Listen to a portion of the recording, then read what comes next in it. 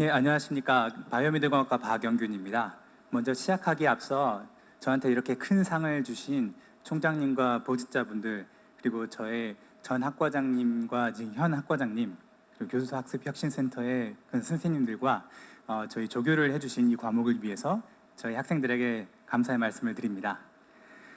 저는 교수가 된 지 이제 3년 9개월 정도 되었고요. 아직 교육적인 면에서 많이 부족합니다. 특히 이 자리에 앞서서 여기서 발표하셨던 분들의 그런 영상을 보면서 제가 정말 많이 부족하구나 더 느끼게 되었습니다. 그래서 어떤 발표를 해야 될지 고민을 하다가 제가 했던 새로운 시도만 발표를 하자 해서 오늘 발표 제목도 이 BIS 425 바이오테크놀로지 랩으로 이렇게 잡아보았습니다. 네, 처음에 이제 교수 지원할 때 이런 티칭 스테이트먼트라는 거를 어떻게 교육할지에 대해서 썼는데요. 아주 막막했고 아주 많이 부족한 상태였습니다. 그러다가 이렇게 원격 교육 우수 사례 공모전에서 최우수상도 받고 교육에 대한 칼럼도 쓰는 그런 과부한 그런 일을 하게 되었는데, 그것은 모두 이 생명공학 실험, 즉 바이오테크놀로지 랩이라는 그 과목 덕분이었습니다. 이 과목은 생물 실험 기법을 가르쳐주는 이제 실험 수업인데요. 제가 처음에 이 과목을 맡을 때는 코로나 팬데믹이었습니다. 그래서 대구에서 갑자기 확진자가 느는 상황이었고, 그렇기 때문에 많은 실험 수업들이 그냥 동영상을 시청하는 그런 방식으로 교육되어 왔습니다. 그래서 이제 이 실험 수업도 사실 열릴지 말지 아직 결정이 안 된 상태였는데, 그 당시 저희 학과 학과장님이시던 정기훈 학과장님께서 그 교수학습혁신센터에서 그 원격으로 그런 실험 수업을 가르치는 그런 그랜트가 나오는데 한번 학과를 대표해서 지원해보지 않겠냐라고 이렇게 추천을 해주셔서 이런 증강현실 기반 하이브리드 생물실험 교육이라는 새로운 시도를 해보게 되었고, 먼저 이에 대해서 말씀드리겠습니다. 이것은 이제 원격 생물실험 교육의 한 종류인데요. 원격 생물실험 교육은 사회적 거리두기, 예를 들어 코로나 중간이라든가 이런 상황에서 이제 실험 교육을 하기 위해서도 필요하고, 코로나 같은 데 끝나도 이제 생물 실험 교육을 이런 생물 실험 디바이스를 가르칠 수가 없는 그런 나라들에 전파하기 위해서 꼭 필요합니다. 하지만 이런 원격 생물 실험 교육을 구현하는 데는 여러 가지 장애물이 있는데요. 생물 실험 같은 경우에 굉장히 손을 많이 타고 여러 가지 미묘한 부분, 예를 들어 이제 용액을 섞을 때 이렇게 섞는지 이렇게 섞는지에 따라서 또 결과가 달라지기 때문에 그런 세세한 부분까지 교육을 시킬 수 있게 대면으로 교육되어 왔고, 그렇기 때문에 교육의 질은 굉장히 높습니다. 하지만 모든 실험을 다 가르칠 수는 없습니다. 예를 들어서 하나를 처리하고 한 달 기다려야 된다. 그런 실험들은 가르칠 수가 없었고요. 이제 이런 생물 실험 교육을 원격으로 하기 위해서 있었던 시도가 무엇이냐면, 첫 번째는 생물 실험 동영상 시청이 있습니다. 어떤 실험이든지 교육시킬 수가 있는 대신에 직접 해보는 게 아니기 때문에, 그리고 미세한 부분은 가르쳐 줄 수가 없기 때문에 교육의 질은 낮다는 그런 단점이 있고요. 또 다른 원격 실험 교육의 방법으로 이제 홈키트 기반 교육, 이렇게 실험을 할 수 있는 그런 키트들, 재료들을 배송을 해주고 집에서 직접 해보는 그런 실험 교육이 있었습니다. 저도 이제 10살 난 저희 애랑 한번 해본 적이 있었는데 굉장히 재밌더라고요. 이제 이런 방법도 많이 활용되어 왔고, 직접 해보는 것이니까 교육의 질이 좋지만 교육 가능 범위, 특히 생물 실험에 적용시키기에는 굉장히 힘들다는 단점이 있었습니다. 그 이유는 생물 실험이라는 게 생물 시료를 대상으로 하다 보니까 이런 시료들을 보관할 그런 냉장고나 뭐 딥프리저 같은 그런 기기들, 집에서 갖추기 힘든 것들이 필요하고, 또 안전 문제도 있다는 그런 점들 때문에 생물 실험의 경우에는 이런 홈키트 기반 교육이 거의 수행되지 못해 왔습니다. 그래서 이런 교육의 질과 교육 가능 범위를 모두 만족할 수 있는 새로운 어떤 원격 실험물 실험 교육이 필요하다고 이렇게 생각을 하게 되었고, 그래서 이걸 어떻게 구현할까 하다가 제가 생각해낸 게 증강현실 기반 하이브리드, 즉 온라인 오프라인 실험 교육이었습니다. 이것은 이제 기존의 대면 생물 실험 교육 때 이루어지는 정보의 교환을 원격으로 할 수 있게 한 그런 교육법인데요. 기존 대면 생물 실험 교육에서 이 왼쪽이 조교, 오른쪽이 학생인데, 조교는 학생에게 어떻게 실험을 해야 되는지 직접 보여주고, 어디에 가면 어떤 재료가 있다, 이런 공간 정보를 가르쳐 주게 되고요. 또 학생이 모를 때 혹은 조교가 설명해 줄 때 굉장히 긴밀하게 옆에 있으면서 의사소통을 할 수가 있습니다. 저는 이 과정을 원격으로 대체한다면 원격 생물 실험 교육이 가능하겠다라고 생각을 했고, 그 당시 있었던 이제 증강현실 기반 기기 중에 가장 좋은, 지금은 많이 뒤떨어졌는데 마이크로소프트 홀로렌즈 2를 사용해서 이것을 구현하고자 했습니다.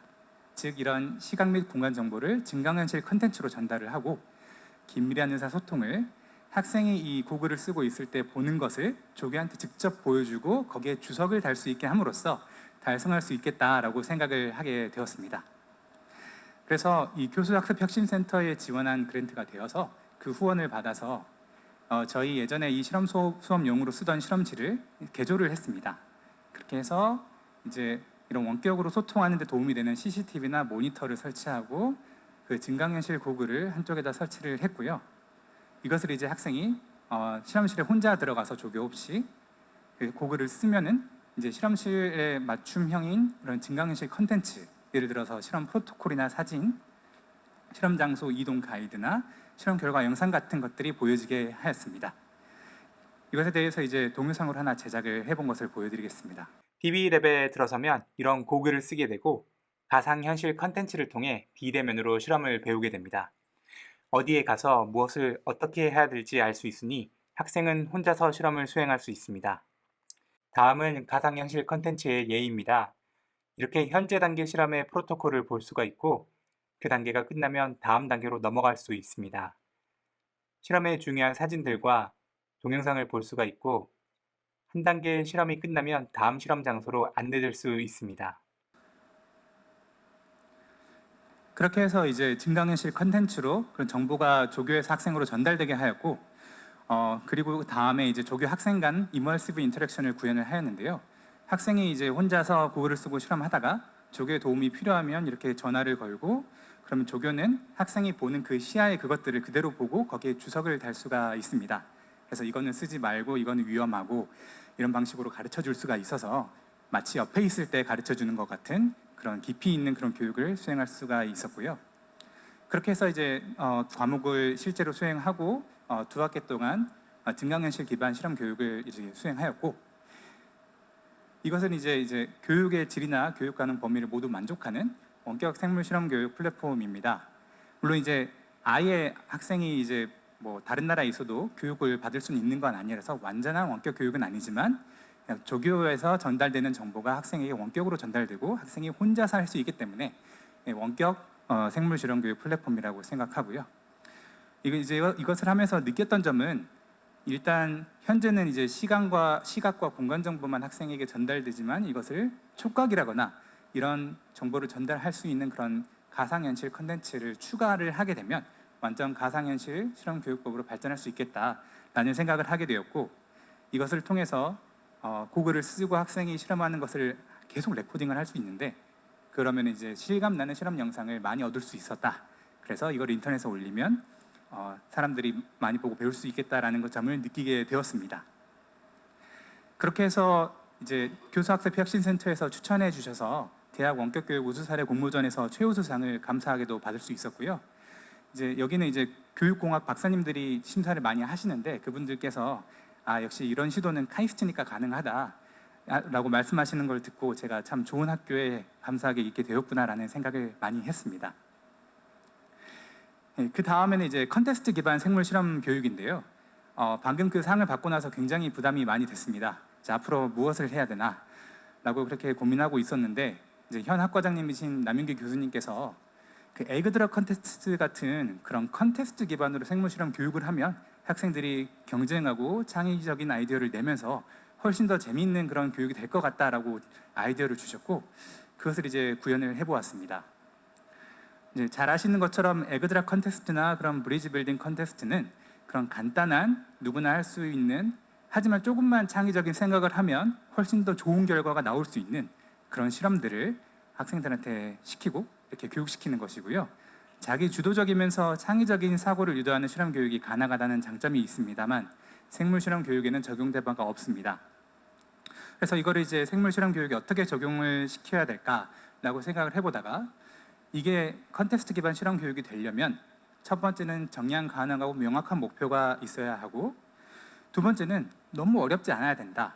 예를 들어 손을 타서 누구나 아예 못하는 그런 실험은 아니어야 되고, 누구나 조금만 생각을 뒤틀음으로써 창의적인 시도를 해볼 수 있는 그런 실험이 되어야 된다라는 생각을 하게 되었고, 저희 그 실험 수업에서 교육시킨 여러 가지 실험 중에 이 조직 확대랑 RNA 보호 같은 경우에 이것을 적용해 볼 수 있겠다라고 생각을 해서 이 두 가지 컨테스트를 실험 수업 중에 이렇게 수행을 했습니다.